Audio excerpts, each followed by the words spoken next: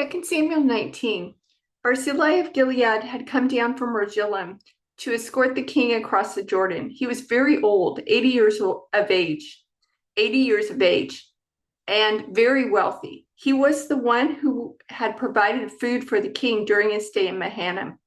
Come across with me and live in Jerusalem, the king said to Barzillai. I will take care of you there. No, he replied, I am far too old to go with the king to Jerusalem. I am 80 years old today, and I can no longer enjoy anything. Food and wine are no longer tasty, and I cannot hear the singers as they sing. I would only be a burden to my lord the king. Just to go across the Jordan River with the king is all the honor I need. Then let me return again to die in my own town, where my father and mother are buried. But here is your servant, my son Kimham. Let him go with my lord the king and receive whatever you want to give him. Good, the king agreed. Kimham will go with me, and I will help him in any way you would like. And I will do for you anything you want. So all the people crossed the Jordan with the king. After David had blessed Barzillai and kissed him, Barzillai returned to his own home. The king then crossed over to Gilgal, taking Kimham with him. All the troops of Judah and half the troops of Israel escorted the king on his way. But all the men of Israel complained to the king. The men of Judah stole the king and didn't give us the honor of helping take you, your household, and all your men across the Jordan. The men of Judah replied, the king is one of our own kinsmen. Why should this make you angry? We haven't eaten any of the king's food or received any special favors. But there are 10 tribes in Israel, the others replied. So we have 10 times as much right to the king as you do. What right do you have to treat us with such contempt? Weren't we the first to speak of bringing him back to be our king again? The argument continued back and forth, and the men of Judah spoke even more harshly than the men of Israel. There happened to be a troublemaker there named Sheba, son of Bichri, a man from the tribe of Benjamin. Sheba blew a ram's horn and began to chant, down with the dynasty of David. We have no interest in the son of Jesse. Come on, you men of Israel, back to your homes. So all the men of Israel deserted David and followed Sheba, son of Bichri. But the men of Judah stayed with their king and escorted him from the Jordan River to Jerusalem. When David came to his palace in Jerusalem, he took the 10 concubines he had left to look after the palace and placed them in seclusion. Their needs were provided for, but he no longer slept with them. So each of them lived like a widow until she died. Then the king told Amasa, mobilize the army of Judah within 3 days and report back at that time. So Amasa went out to notify Judah, but it took him longer than the time he had been given. Then David said to Abishai, Sheba, son of Bichri, is going to hurt us more than Absalom did. Quick, take my troops and chase after him before he gets into a fortified town where we can't reach him. So Abishai and Joab, together with the king's bodyguard and all the mighty warriors, set out from Jerusalem to go after Sheba. As they arrived at the great stone in Gibeon, Amasa met them. Joab was wearing his military tunic with a dagger strapped to his belt. As he stepped forward to greet Amasa, he slipped the dagger from its sheath. How are you, my cousin? Joab said, and took him by the beard with his right hand as though to kiss him. Amasa didn't notice the dagger in his left hand, and Joab stabbed him in the stomach with it so that his insides gushed out onto the ground. Joab did not need to strike again, and Amasa soon died. Joab and his brother Abishai left him lying there and continued after Sheba. One of Joab's young men shouted to Amasa's troops, if you are for Joab and David, come and follow Joab. But Amasa lay in his blood in the middle of the road, and Joab's man saw that everyone was stopping to stare at him. So he pulled him off the road into a field and threw a cloak over him. With Amasa's body out of the way, everyone went on with Joab to capture Sheba, son of Bichri. Meanwhile, Sheba traveled through all the towns of Israel and eventually came to the town of Abel Beth Makkah. All the members of his own clan, the Bichrites, assembled for battle and followed him into the town. When Joab's forces arrived, they attacked Abel Beth Maacah. They built a siege ramp against the town's fortifications and began battering down the wall. But a wise woman in the town called out to Joab, "Listen to me, Joab. Come over here so I can talk to you." As he approached, the woman asked, "Are you Joab?" "I am," he replied. So she said, "Listen carefully to your servant." "I'm listening," he said. Then she continued, "There used to be a saying, if you want to settle an argument, ask advice at the town of Abel. I am one who is peace-loving and faithful in Israel, but you are destroying an important town in Israel. Why do you want to devour what belongs to the Lord?" And Joab replied, "Believe me, I don't want to devour or destroy your town. That's not my purpose. All I want is a man named Sheba, son of Bichri, from the hill country of Ephraim, who has revolted against King David. If you hand over this one man to me, I will leave the town in peace." "All right," the woman replied, "we will throw his head over the wall to you."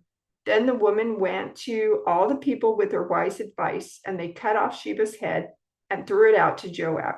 So he blew the ram's horn and called his troops back from the attack. They all returned to their homes, and Joab returned to the king at Jerusalem. Now Joab was the commander of the army of Israel. Benaiah, son of Jehoiada, was captain of the king's bodyguard. Adoniram was in charge of forced labor. Jehoshaphat, son of Ahilud, was the royal historian. Sheva was the court secretary. Zadok and Abiathar were the priests. And Ira, a descendant of Jair, was David's personal priest. Psalm 7. I come to you for protection, O Lord my God. Save me from my persecutors. Rescue me. If you don't, they will maul me like a lion, tearing me to pieces with no one to rescue me. O Lord my God, if I have done wrong or am guilty of injustice, or if I have betrayed a friend or plundered my enemy without cause, then let my enemies capture me. Let them trample me into the ground and drag my honor in the dust.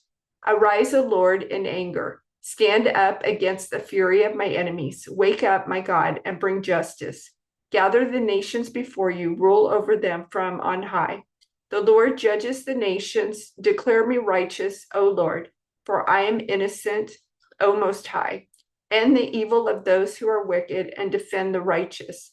For you look deep within the mind and heart, O righteous God. God is my shield, saving those whose hearts are true and right.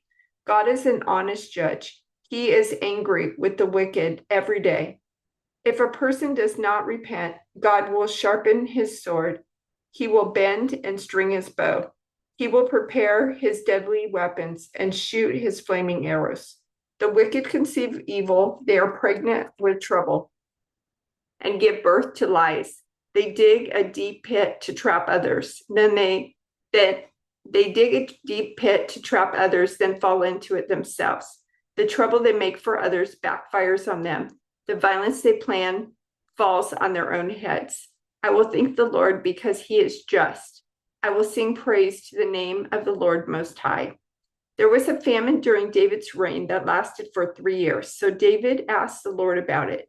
And the Lord said, the famine has come because Saul and his family are guilty of murdering the Gibeonites.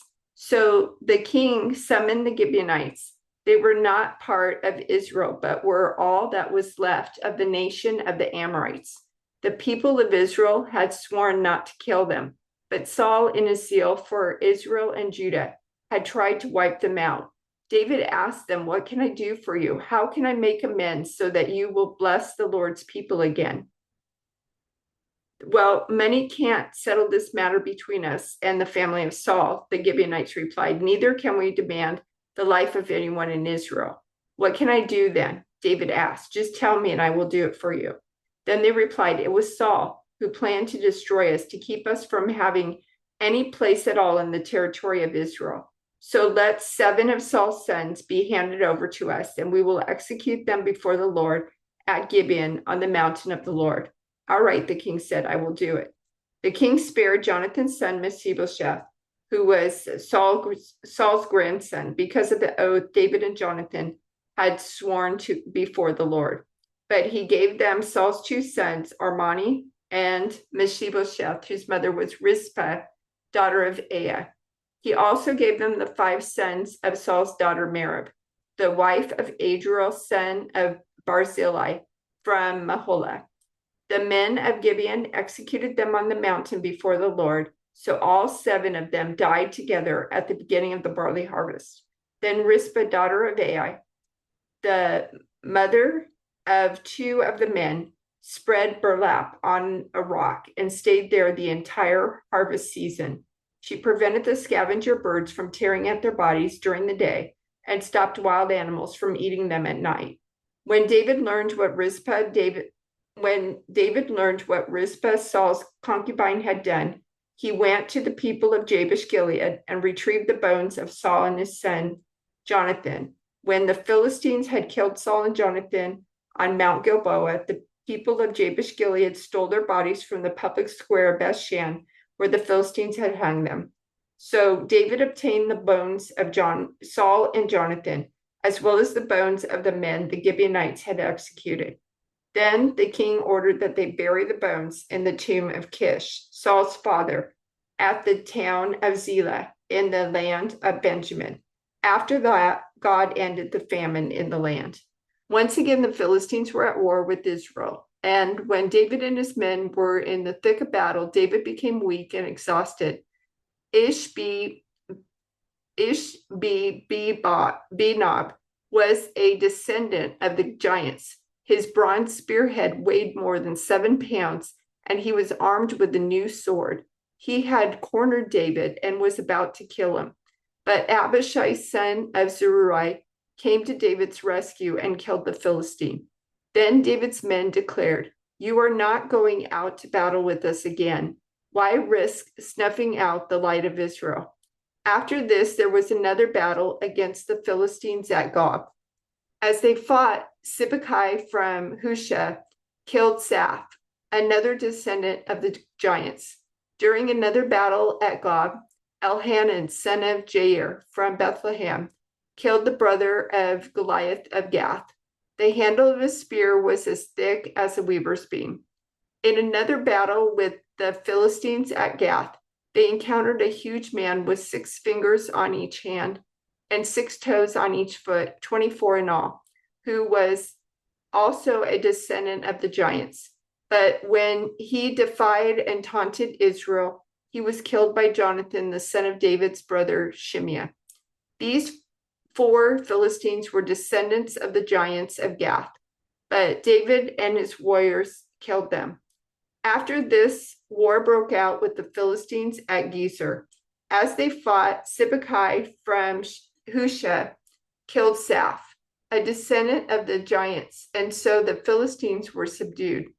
During another battle with the Philistines, Elhanan, son of Jair, killed Lammi, the brother of Goliath of Gath.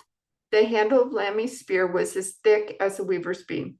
In another battle with the Philistines at Gath, they encountered a huge man with 6 fingers on each hand and 6 toes on each foot, 24 in all, who was also a descendant of the giants.